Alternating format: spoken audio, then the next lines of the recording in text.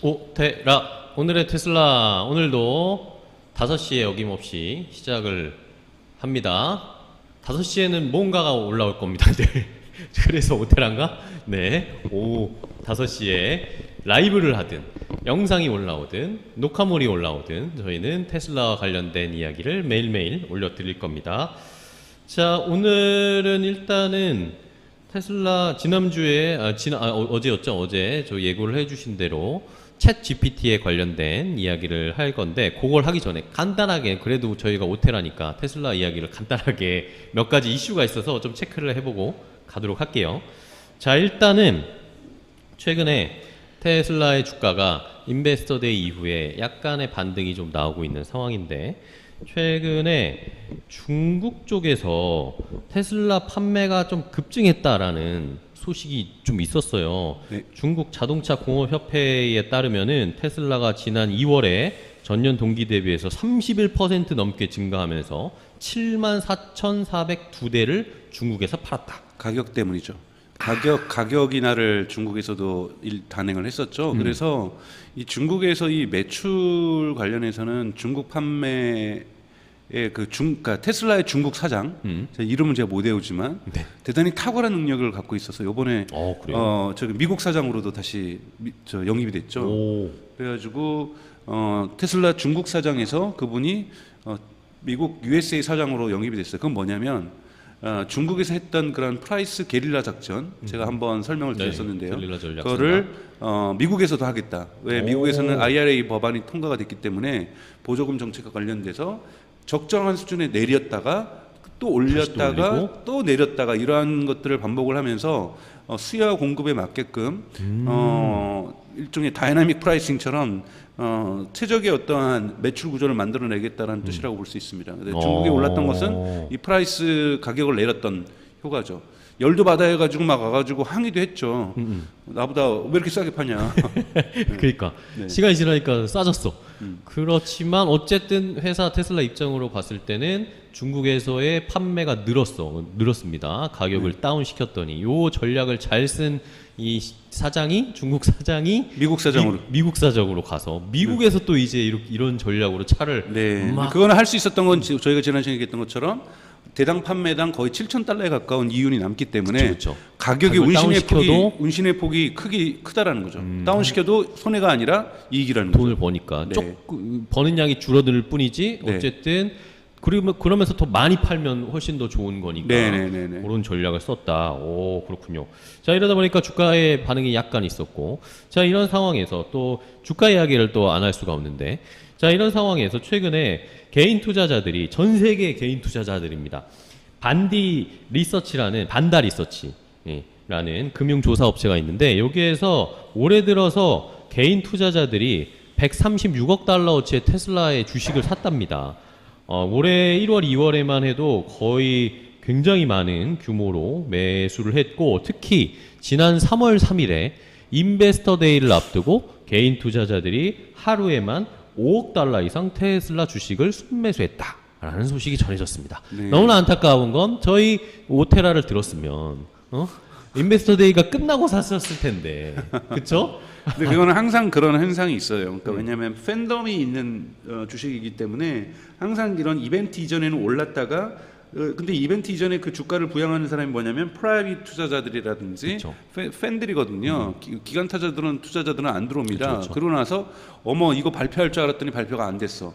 그럼 기대가 쭉 꺼지면서 주가가 다시 내려가는 그런 현상들을 테슬라는 이벤트 때마다 항상 보여왔기 때문에 여러분들도 주식을 매수하는 시점으로 친다라면은 이벤트가 끝나는 시점 그러니까. 그것이 훨씬 더 좋다는 걸 좀 말씀을 좀 드리겠습니다. 그리고 올해 대단히 인기 있었던 건 이제 작년에 워낙 하락했잖아요. 테슬라 특히 이 일론 머스크가 트위터 가서 뻘짓하는 바람에 저는 그건 진짜 뻘짓이라고 보는데요. 네. 뻘짓하는 바람에 또 트위터 구매 비용을 또 일부는 일종의 주식 담보 대출로 했기 때문에 주식도 또 팔았고. 주식을 일부를 또 팔아야만 했어야 됐고 그러다 보니까 또 주식도 또 엄청난 양을 팔았고 이러면서 주가가 떨어질 대로 떨어지다 보니까 많은 이제 테슬라의 팬들은 지금이 저가 매수 시기다라고 판단을 하면서 대량 저가 매수를 했던 시기가 올해 1, 2월이었으면 생각이 그러니까요. 들고요. 그때 또 주가가 또 이렇게 또 올라갔던 부분이 아닌가라고 생각이 듭니다. 네. 자, 그러면서 결국에는 말씀해 주신 것처럼 이러면서 새해가 들면서 테슬라를 매수하는 사람들이 다시 또 좀 늘어나고 있다. 그러면서 주가가 살짝 반등하는 모습을 보여줬죠. 그대로 주가의 흐름과 반영이 됐습니다.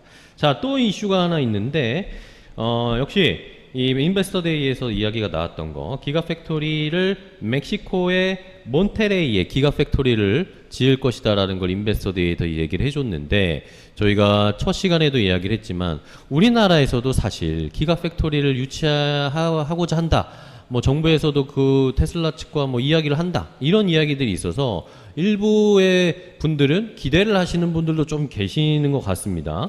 근데 이제 사실은 테슬라가 그러니까 지금 멕시코까지 5개의 기가팩토리에서 네. 연 생산량을 350만 대까지 끌어내겠다고 발표를 했어요. 350만 대를 5개의 공장에서 만들면은 2천만 대를 생산하기 위해서는 이론적으로 앞으로 10개가 더 필요합니다. 네. 그러니까 기가팩토리가 앞으로 10개가 더 필요하니까 그 중에 하나가 한국에서 만들어질 수 있지 않겠냐라는 기대감들이 있을 수 있죠. 네. 근데 그건 좀 지켜보면 될 것 같아요. 그러니까 뭐 한국에 만들어지냐 안 만들어지냐는 저는 개인적으로 큰 이슈라고 보지는 않습니다. 우선은 2천만 대를 만들어내는가가 중요한 거고, 저희가 가장 테슬라의 장점은 다음 시간에 말씀을 좀 드리겠지만, 우리 식으로 얘기하면은 모닝이나 아반떼를 만들어서 팔면서 페라리의 이윤을 내는 거예요. 네. 이게 테슬라의 기적과 같은 생산 공정 때문이에요. 즉, 이번에 일론 머스크가 마스터 플랜 3 말하면서 프로덕션 코스트를 갖다가 50% 절감시키겠다 그랬어요. 네, 여러분 50% 절감시킨다는 건 뭐냐면 판매 가격이 정해져 있을 때 비용을 50% 절감시키면 마진율이 50%가 증가하는 거예요. 그쵸. 그런데 그건 뭐 하겠다라는 거냐면 결국은 저가 자동차를 어떻게 하면은 프라핏 레이트를 20%대까지 유지하느냐. 여러분 프라핏 레이트가 그러니까 이윤율이 20%인 자동차가 전 세계에서 페라리예요. 페라리. 그쵸. 그리고 포르쉐가 20%가 조금 못 미쳐요. 예? 현대는 8% 7%. 네. 그러니까 이런 거라. 그러니까 가격을 지금 25,000달러면 거의 얼마일까요? 아반떼가 얼마죠? 한 3천만 원 하나요?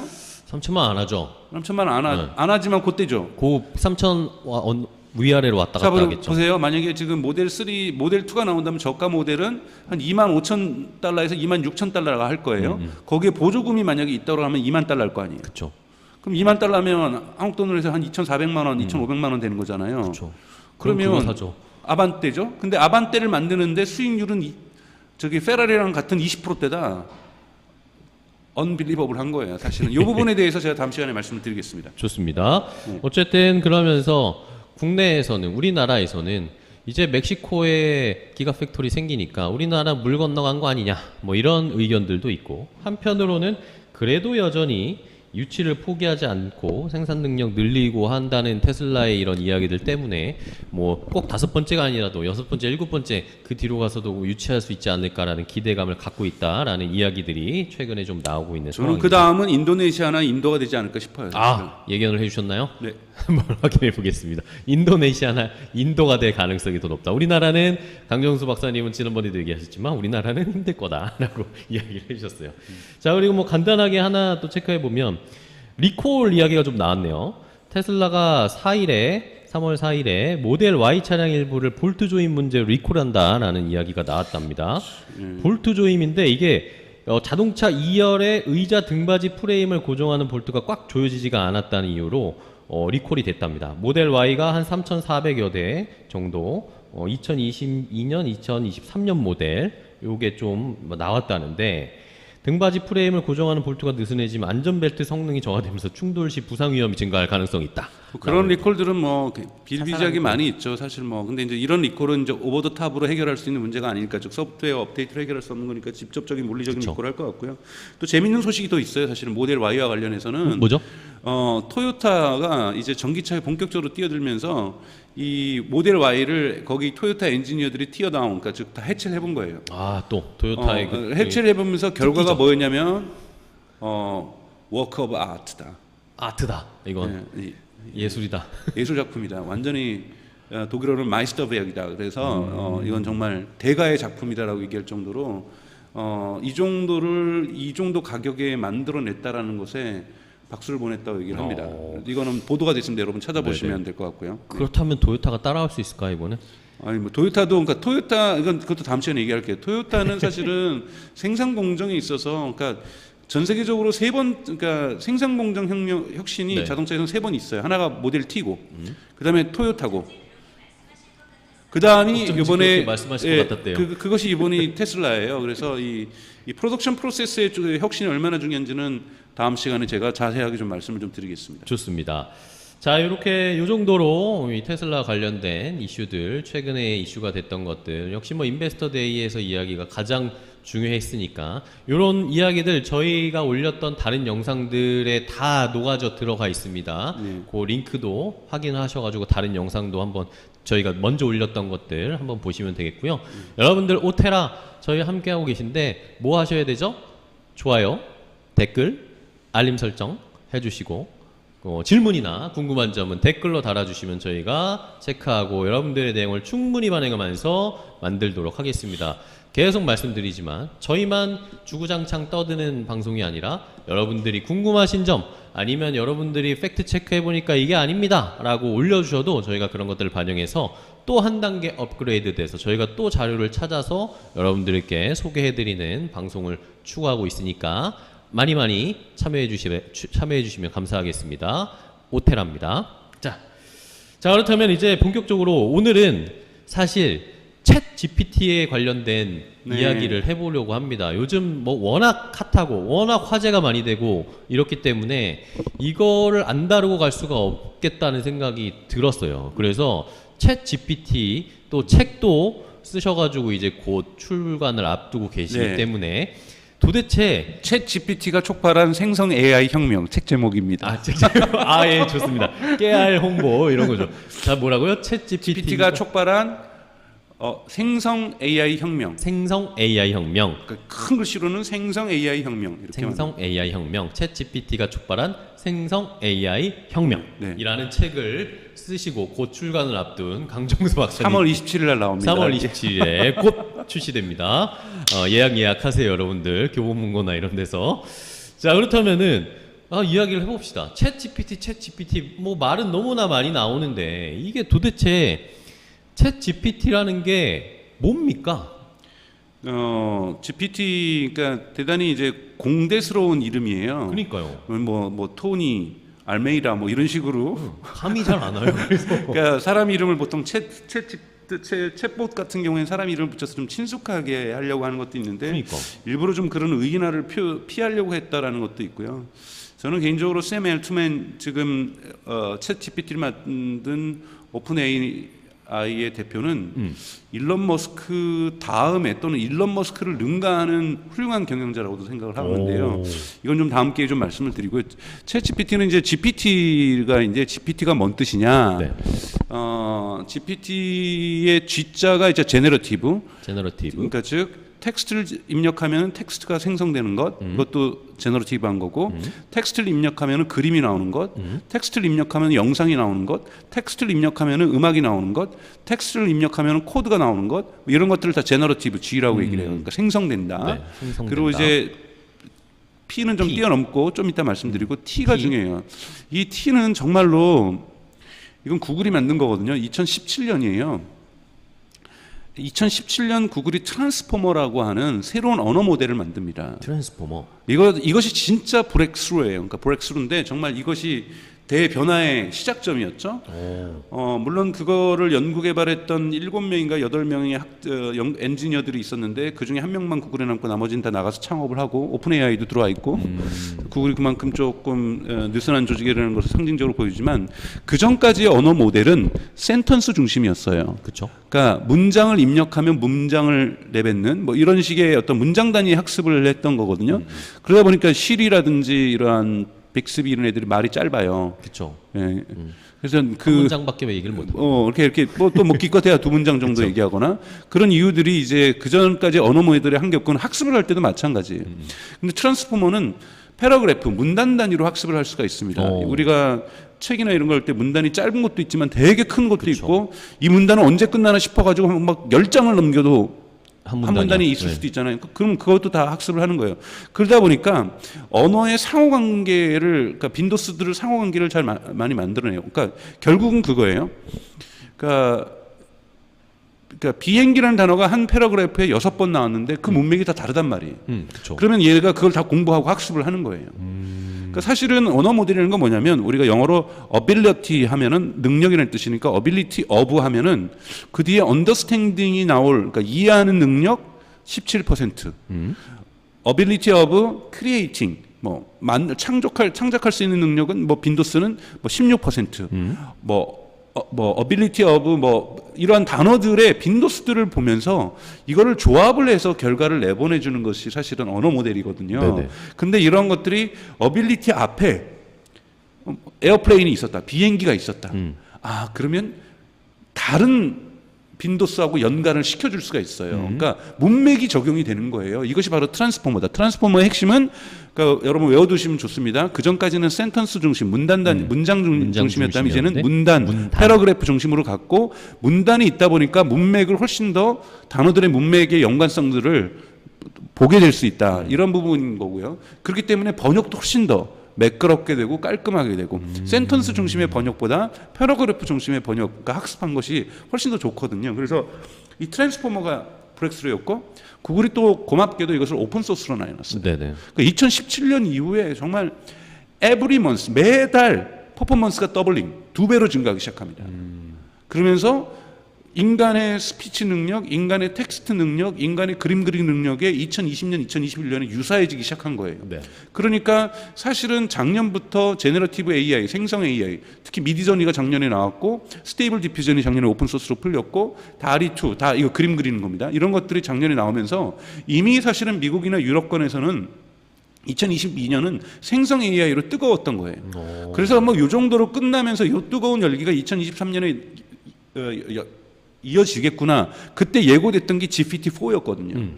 GPT-4였는데 갑자기 11월 초에 뉴욕타임즈 보고에 하면 샘 엘트만이 오픈 AI 직원들한테 야, 다른 거 다 중단하고 GPT-4 만드는 거 중단하고 다 챗 GPT 만든다. 그래서 시장을 우리가 치고 나가겠다. 그래서 11월 30일 날 사실은 한 달 남겨놓고 2022년을 네. 챗 GPT가 나오면서 세계를 갖다가 지금 뒤흔들고 있는 거잖아요. 그렇습니다. 그러면서 GPT-4로 갈 수 있는 재정적 자원도 챗 GPT가 인기를 끄니까 마이크로소프트가 우리가 100억 달러, 100억이 아니죠. 100억 달러를 투자를 해줬죠. 그래서 이러한 이 막대한 돈을 한 우리나라 돈 한 10조 가까이를 투자를 받으면서 GPT-4를 이어나갈 수 있는 힘을 가져간 건데요. 이때 그 GPT-3하고 GPT-4를 뭘로 구별하냐 하면은 파라메타라고 구별을 해요. 파라메터? 자, 어려운 단어일 수 있는데 이 GPT의 P는 프리트레인드라는 뜻이에요. 네. 선행 학습된, 이미 미리 공부한. 그러니까 학습을 해가지고 기계 학습이니까 머신러닝, 큰 틀에서는 머신러닝이 하나니까 기계 학습이니까 미리 학습을 했는데 미리 학습에 우리가 얼마 정도 학습을 했느냐. 물론 때려은 학습을 위해서 때려은 데이터의 양도 중요하지만 그것을 가지고 학습을 했을 때 이 결과는 뭐냐면 일종의 스킬셋이라 그래요. 그러니까 미리 학습해가지고 나의 스킬셋이 좋은 거예요. 나의 학습 능력이 시를 짓는 스킬셋이 있고 연애 편지를 쓰는 스킬셋이 있고 그다음에 논설문을 쓰는 스킬셋이 있고 연설문을 쓰는 스킬셋이 있고 소설을 쓰는 스킬셋이 있고 요약문을 쓰는 스킬셋이 있고 재무제표를 분석하는 스킬셋이 있고 여러 가지 이 스킬셋 안에 있는 여러 가지 구성 요소들을 가지게 된 거죠. 네네. 여기에 어느 정도 가지고 있냐를 측정하는 것이 파라메타라고 볼 수 있거든요. 이것이 GPT-3, 챗 GPT의 기초가 되고 있는 GPT-3는 1750억 개를 가지고 있어요. 1750억 개. 근데 이걸 또 다르게 어떻게 이해하시면 되냐면 우리 인간의 뇌라고 보치면은 뇌 한 요만큼이 한 1750억 개의 1750억 개는 우리 뇌 세포가 연결 뉴런이라고 하는데 이것이 연결될 때마다 하나씩의 파라메타라고 보시면 1750개의 뉴런이 연결된 거예요. 그런데 GPT-4는요 파라메타가 100조입니다. 100조요? 네. 우리가 이거를 또 좌표에다 그리잖아요. 1750억 개는 바닥에 있고요. 100조는 저 위에 있어요. 그렇죠. 비교도 안 될 정도. 그러면 우리 뇌가 요만큼 쓰다가 뇌 이만큼 쓰게 되는 거예요. 그거만큼 되게 좋아지는 건데, 그러니까 이 P는 일종의 얘가 가지고 있는 다양한 스킬셋의 강도, 능력들이라고 보시면 돼요. 그래서 이거는 그때는 파라메타 수로 측정을 하는데 프리트레인드라는 약자지만 파라메타가 1750억 개나 된다라는 거고 이후에는 그것이 100조로까지 그것도 2023년에 나온다라는 거예요. GPT-4가 네. 어마어마하게 나오는 거죠. 네. 이게 GPT 정말 어려운 약자들인 거예요. 그래서 요약해드리면 생성하는 거다. 텍스트에서 텍스트를 생성하는 거다. GPT는 텍스트에서 그림을 생성하는 것도 있다. 그리고 P라는 것은 프리트레인드 사전에 학습된 능력의 조합이라는 건데, 그러니까 어떠한 집합이라는 건데 이것을 측정하는 숫자가 그러니까 기준점이 파라메타인데 파라메타가 1750억 개가 된다는 거고 이건 이후에 100조로 뛸 거라는 거고 T가 대단히 중요한데 T는 언어 모델인데 언어 모델 중에서 지금까지는 센턴스로 하다가 이제는 패러그래프로 학습을 하는 그래서 대단히 사실은 이 T 모델은 다 쓰고 있습니다. 지금 나오고 있는 흔히 말하는 대규모 언어 모델이라고 하는 네. 이런 것들은 T 모델은 다 쓰고 있죠. 그렇군요. 와 쉽지 않은데 챗 GPT 일단은 개념을 좀 들어봤습니다. 그렇다면은 뭐 너무나 간단한 질문인데 그럼 이런 챗 GPT를 우리가 어디에 활용할 수 있을까요? 뭐 지금 다 활용하고 있죠. 예를 들자면 제가 아시는 분은 2차 전지 기업에서 해외 마케팅을 담당하고 계세요. 그러면 GPT가 번역도 잘하잖아요. 이메일 보낼 때 한국어로 쓰고 야 저한테 보낼 이메일 영어로 써줘. 그럼 이제 조금 다듬은 다음에 보내고 이메일 오면은 우선 영어를 요약해줘. 이메일을 요약해주고 그 다음에 그걸 한글로 바꿔주고 그리고 매번 모든 이메일들은 비즈니스와 관련된 이메일들은 사장님한테 보고를 해야 돼요. 그쵸. 사장님 보고용은 2줄로 요약해. 핵심만. 네, 그래서 자기가 보통 3시간 걸려서 일할 걸 1시간이면 한다는 거예요. 업무의 효율화에 있어서 엄청나게 축약을 시켜줄 수 있죠. 또는 어떤 문서를 주면서 야 이거를 좀 요약해가지고 파워포인트를 만들어봐. 파워포인트를 만들 수가 있고요. 이걸 엑셀로 연결해서 지금 여기에다가 어떤 함수를 쓰면 좋을지 함수를 추천해줘. 함수를 할 수도 있고 또 코딩도 해준단 말이에요. 그래서 예를 들자면 이걸 조금 변형시킨 게 GPT를 좀 변형시킨 것이 코드 코파일럿이라고 그러니까 기덥 코파일럿이라고 기덥에 있어요. 마이크로소프트가 가지고 있죠. 기덥의 코파일럿 부조종사라는 뜻이죠. 그래서 이런 코파일럿이라고 하는 기덥 코파일럿이라는 서비스도 있어서 코딩을 도와주기도 하고요. 사실은 무궁무진합니다. 특히 마케팅을 도와주기도 해요. 예를 들자면 헨리 데이비슨의 오토바이 광고를 만들어줘. 그러면 얘가 광고의 카피라든지 헤드카피나 이런 걸 막 만들어줘요. 그 다음에 이걸 가지고 사실은 이 GPT나 이런 거에서는 질문을 되게 잘해야 되거든요. 프롬프트에다가 뭘 요청하는가에 따라서 그러니까 예를 들면 헨리 데이비슨 오토바이 광고 그냥 만들어줘 이렇게 하면은 사실은 그거보다는 그거를 어떠한 제품이 어떠한 느낌이 나게 만들어줘 이렇게 구체적으로 요구를 해야 되는 거거든요. 스타일을 요구한다든지 그러면 이런 카피라이트가 나오면 이걸 가지고 또 아까 말했던 미드전이라는 텍스트를 입력하면 이미지가 나오는 거기에다 얘가 그거를 입력할 수 있는 프롬프트를 만들어줘요. 그걸 입력하면 뭐가 나오겠어요? 진짜 광고가 나오는 거죠. 영상이 나오고 그러니까 영상이 될 수도 있고 이미지가 될 수도 있고 이런 것들이 나오는 거죠. 그러니까 이렇게 마케팅에서는 광고를 제작을 해준다든지 이런 일도 할 수가 있고요. 네. 그렇군요. 교수님은 혹시 챗GPT로 뭐 해보셨어요? 저는 여동생 회사 마케팅을 좀 도와주거든요. 예. 그래서 제가 우선은 소비자를 만나가지고 왜 이 제품을 쓰는지를 물어보고 그 제품을 쓰는 이유들을 갖다 이렇게 문장으로 만든 다음에 요걸 좀 괜찮은 마케팅 언어로 바꿔줘. 그러면 되게 장하게 얘기해요. 좀 더 간단하게 표현해줘. 그리고 좀 더 멋지게 해줘. 그런데 어제 같은 경우에는 어제도 조금 도와줬는데 주말에 가서 다 계속 마음에 드는 단어가 안 나오는 거예요. 그러니까 브레인스토밍을 하는 거거든요. 걔의 예를 100% 듣는 게 아니라 제가 배우 윤여정 스타일로 만들어줘. 그랬더니 그런 게 가능한가요? 그랬더니 얘가 좀 그런 식으로 조금 톤을 바꿔주더라고요. 그랬더니 거기 좋은 단어가 나온 거예요. 그래서 내가 이 단어 쓰자. 그러니까 이런 식으로 쓸 때도 있고요, 당연하게. 그러면은 저도 방송할 때 오프닝을 매일 쓰고 뭔가를 얘기할 때 이 스크립트를 작성해야 되는데 그 스크립트를 넣고 이거를 좀 더 어떤 식으로 바꿔줘. 박력 있게 바꿔줘. 좀 더 부드럽게 바꿔줘. 그럼 바꿔줘요. 그렇군요. 네. 내일 해봐야겠네요. 네. 내일 해봐야겠네. 네.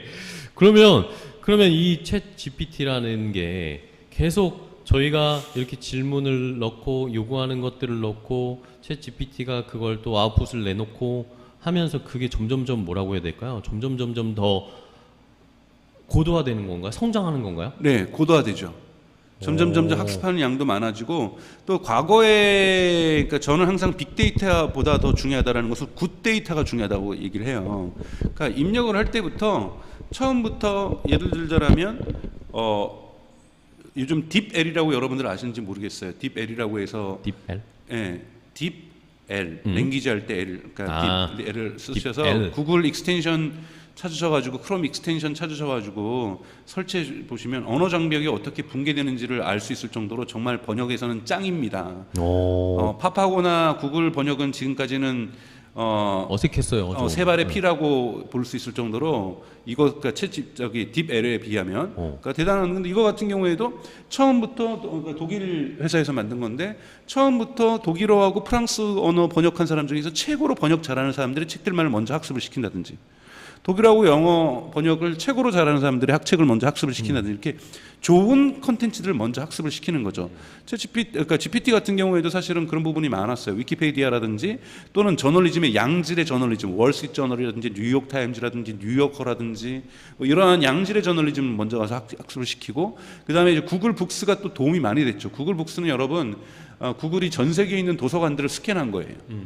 그래가지고 미국에서는 특히 대학교 같은 데는 책 전체를 볼 수가 있습니다. 이런 것들을 보면서 양서들을 갖다가 먼저 학습을 시켜주고 그런데 이제 학습을 하다 보면은 SF 소설도 있고 또 성평등에 있어서 문제점 있는 발언들도 있고 동성애를 비난할 수도 있고 뭐 좀 이렇게 또는 성적인 음담 패널을 너무 좋아할 수도 있고 이런 것들은 또 걸러내고요. 그러니까 필터링을 하고 클린징을 하고 뭐 이렇게 하면서 학습을 대량으로 우선 시켰다라는 부분이 이제 중요하고요. 그리고 뭐 텍스트만 학습시킨 거 아니에요. 그러니까 언어 모델도 텍스트만 학습시키는 것이 아니라 이미지도 학습시키고, 그러니까 여러 가지 것들을 종합적으로 학습시키는 흔히 말하는 파운데이션 모델이라고 볼 수가 있는데 여하튼 그렇게 학습을 시켰는데 점점 학습을 계속 시키면서 또 이번에 챗GPT의 특징은 뭐냐면 강화 학습이라고 해서 GPT는 그런 게 없는데 챗GPT는 우리가 지금 사용하면서 피드백, 야 너가 지금 말하는 거 틀렸는데 거짓말인 것 같은데.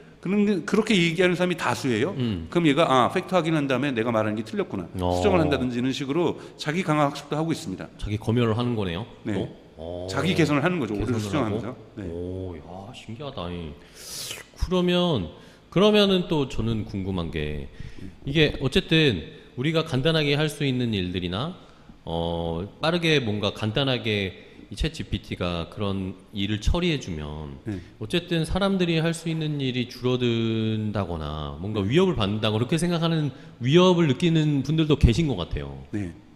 그거는 지금까지 언론들이 잘못했기 때문이라고 그런가요? 봐요. 꼭 이런 거 나오면은 인간의 일자리 위협, 몰려오는 터미네이터, 뭐 이런 식으로 전통적으로 항상 그런 식으로 묘사를 해왔기 때문인 그쵸. 거거든요. 그러니까 묘사의 내러티브의 구조가 문제가 있었다고 봐요. 그러니까 저는 아까 전에도 얘기했던 것처럼 챗GPT라든지 이런 앞으로 나오는 언어 모델에 기초하는 이 인공지능은 우리랑 동행하고 공존하는 거예요. 어떻게 공존할 것인가, 어떻게 현명하게 이걸 잘 쓸까가 중요한 거거든요. 근데 자꾸 챗GPT가 감정을 갖고 지능을 가질 것이다라고 착각하시는 분들이 있어요. 이번에 이제 사실은 빙에서 시드니 효과라고 해서 갑자기 얘가 변하더니 당신은 와이프를 사랑하지 않아. 와이프도 당신을 사랑하지 않기 때문이야. 그리고 당신도 와이프를 사랑하지 않기 때문이야. 당신을 사랑하는 건 나야.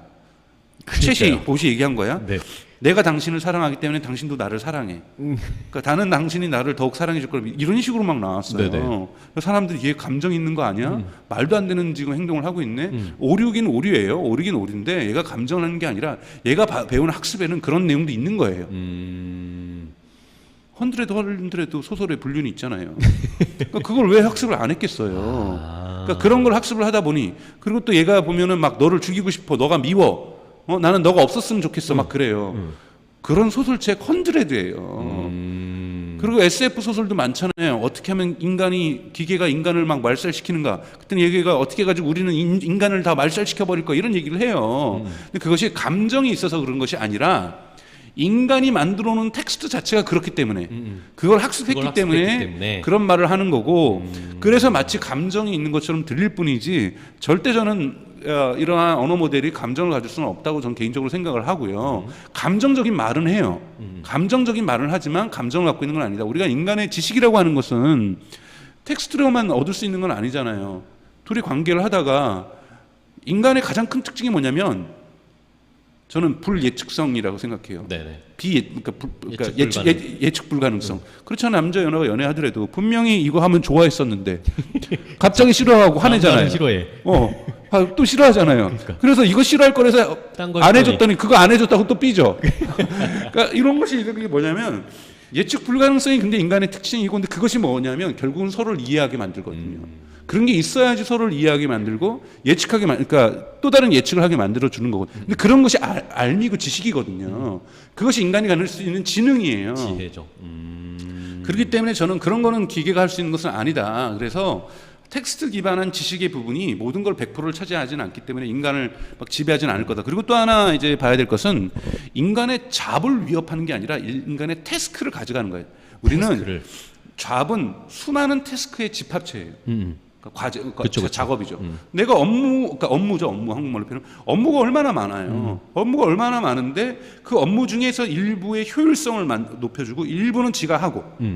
근데 일은 전체적으로 제가 튜닝을 해야 돼요. 물론 전체적으로 볼 때는 갑자기 자동차가 생겼을 때 마차를 운영하는 사람의 자본은 없어질 수 있어요. 근데 이건 시장의 관점으로 봐야 돼요. 자, 시장의 관점으로 보면은 다른 일들이 생기면 그쪽으로 잡이 이동하는 거거든요. 그쵸. 그래서 예를 들자면 아까 말했던 제 업무가 100가지로 구성되어 있었는데 50가지를 챗 GPT랑 같이 하면서 업무의 효율성이 좋아졌어요. 그럼 저의 노동 생산성이 좋아질 거 아니에요. 그럼 저는 월급을 더 많이 받게 돼 있습니다. 그러면 더욱더 많은 소비를 하게 돼 있고, 그쵸. 소비가 증가하게 되면 사회적으로 기업들이 더 고용이 늘어나게 되게 되고, 그러면 다른 일자리들이 발생하게 돼 있는 거거든요. 거시경제적인 흐름도 봐줘야 되는 거예요. 총수요나 총소비도 봐줘야 되는 거기 때문에 그런 부분에서 그러니까 요즘 학술 연구가 2019년부터 나오기 시작했어요. 예일대라든지 이런 데 있는 레스트로라든지 아무그로라든지 이런 사람들이 쓰고 있는 논문들은 뭐냐면 이러한 그 틀에 의해서 오히려 기술혁명은 테크놀로지의 어떠한 체인지들은 오히려 일자리 증가를 가져왔다. 그래서 이건 정책이 하기 나름이라는 거기 때문에 너무 잡에 대한 공포는 여러분들 가지실 필요는 없습니다. 근데 물론 그런 건 있어요. 마케팅 툴을 이용해주면, 아까 코딩 툴을 이용해주면 누가 제일 득이 있냐면 시니어들이 이익이 있는 거예요.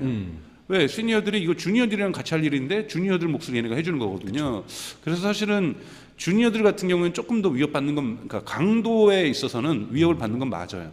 시니어들은 훨씬 더 편하게 일을 할 수 있다고 볼 수가 있는 거고요. 네, 알겠습니다. 어쨌든 챗 GPT의 전반적인 개념을 좀 이 얘기를 해봤고, 그리고 또 하나 이제 짚고 넘어갈 것은 하나 마지막으로 짚고 우리 산업구조 보죠. 챗 GPT는 거짓말을 잘한다는 사실이에요. 거짓말을 잘해요? 네, 아주 거짓말을 잘합니다. 그러니까 왜냐하면 챗 GPT는 설득의 목적이 있는 거지 팩트를 얘기하는 게 목적이 있는 게 아니에요. 그럴듯하게 단어의 그 조합을 통계적인 걸로 해가지고 다음 단어를 뱉어내기 때문에 그러니까 뭔가 홀린 것처럼 말을 잘해요. 너무 잘해요. 우리 약장수한테 홀려가지고 집에 가는 길에 내가 이걸 왜 샀지?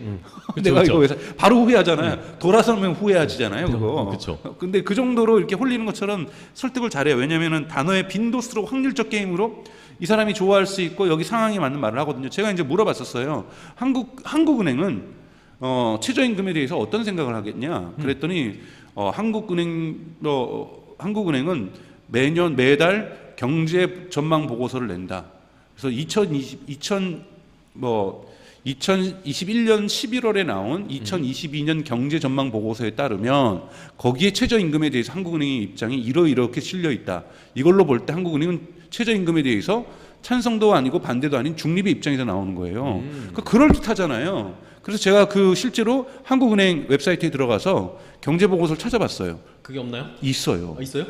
있구나. 실제로 그걸 다운로드 받았어요. 그리고 검색을 해봤어요. 최저라는 단어라도 있는가? 하나도 안 들어가 있어요. 그렇군요. 그래서 내가 얘기를 했어요. 너 왜 그거 없는데 있는 척해서 저의 실수였습니다. 그러니까 이런 식으로 거짓말 한다는 거. 그리고 예를 들면은 미드전이나 스테이블 디퓨전이나 다리로 그린 그림 보면은 사람 손이 6개예요. 손가락이? 네, 손가락이. 그리고 사람 손이 좀 길어요. 그게 왜 그러냐면 이미지나 그림을 학습할 때 다빈치가 그렸던 이런 사람 손 해부학적 그림들 외에는 손가락이 뚜렷하게 나온 그림들 여러 번 없어요. 한번 상상을 해보세요. 사진을 찍어도 다 주머니에 손 넣고 있거나 어깨를 하고 있거나 그러면 손가락 2-3개밖에 안 나오고 이렇기 때문에 인간의 손이 정확하게 그려져 있는 이미지가 그렇게 많지가 않아요. 그러니까 얘가 그걸 학습을 하다 보니까 5개라고 못 외운 거예요. 인간의 손가락은 5개보다 많다라고 얘가 룰 세팅을 한 거죠. 그러니까 6개로 그리고 7개로 그리는 거거든요. 그래서 이것도 하나의 라인, 거짓말이죠. 근데 이런 거 오류는 수정하는 거예요. 수정하면서 그렇게 된다라고 말씀을 드릴 수 있고요. 알겠습니다. 네.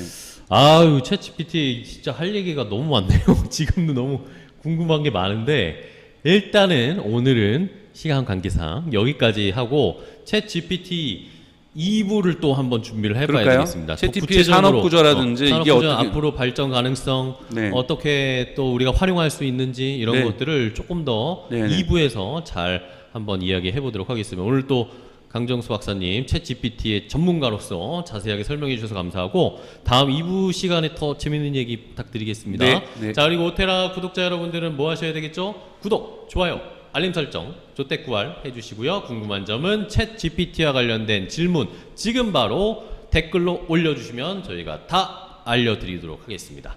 자, 오늘은 오테라는 여기서 또 마치도록 하겠습니다. 박사님 네, 고맙습니다. 고맙습니다. 수고하셨습니다.